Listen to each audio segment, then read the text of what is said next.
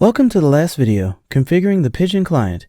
In the previous video, we configured DNS for XMPP. In this video, we will install Pidgin and then configure your account. While using XMPP as an XML message passaging system is becoming more and more common, the original use was using it for user-to-user chatting. With this use case, you'll want to use client software for accessing the service. One common open-source XMPP client is Pidgin.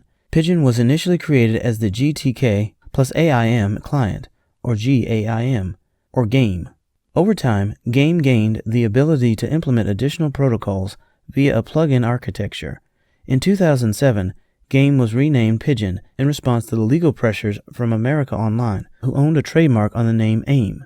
Pidgin plugins can also implement other pieces of functionality, including an implementation of the off-the-record protocol, which allows for the end-to-end encryption of chat messages layered over the underlying protocol. In addition to making protocols available as plugins, Pidgin split its core chat functionality into a separate library called libpurple, which was then adopted by other client implementations as well. Pidgin is available on Windows, most Linux distributions, BSDs, and on Mac OS. You might prefer to look at Adium instead, which is a native OS application using Pidgin's libpurple library for protocol support. Let's take a look how to use Pidgin to connect to our XMPP server. Cool. After the brief introduction, now we will see how to do it. The install process here is going to be a bit different since we're going to be installing Pidgin on what is essentially a client system rather than a server that we've been working on setting up. The client system itself may be Windows, Mac, or another Linux system though, so we'll talk briefly about installing on each platform. Now we will install Pidgin. If you are using Pidgin on an Ubuntu desktop, you can install it with sudo apt get installed Pidgin.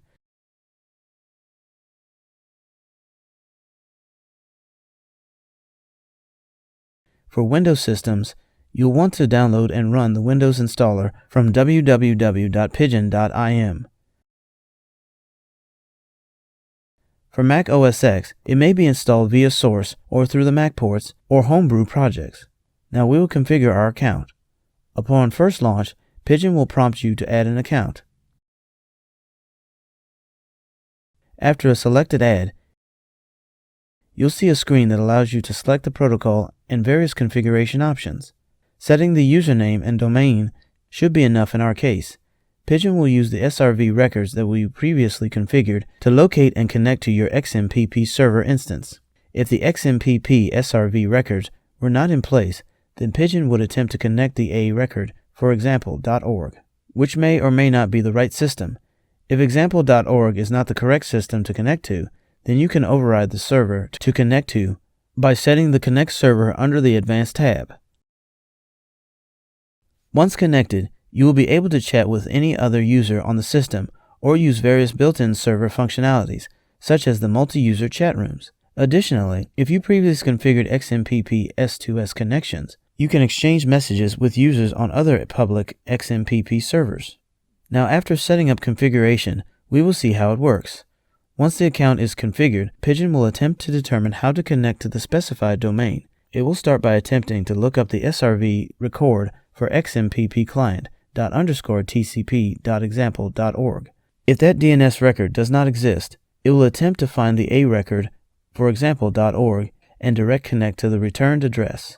In the default configuration, Pidgin will attempt to connect via port 5222 while requiring TLS support via Start TLS.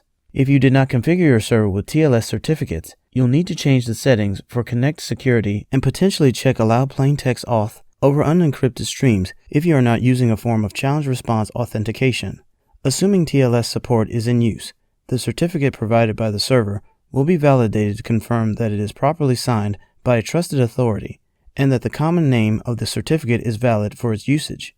The common name for the certificate will be made to match example.org in our default configuration, which uses SRV records. If instead you are specifying the Connect server in the Advanced tab, then the server certificate must match the hostname specified in that field. Often, XMPP servers are configured with TLS certificates, which specify subject alternate names in order to support both the XMPP realm and the server name itself.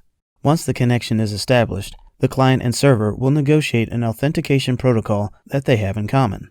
Superb! In this video, we have configured the Pidgin client. Here we have come to the end of the section.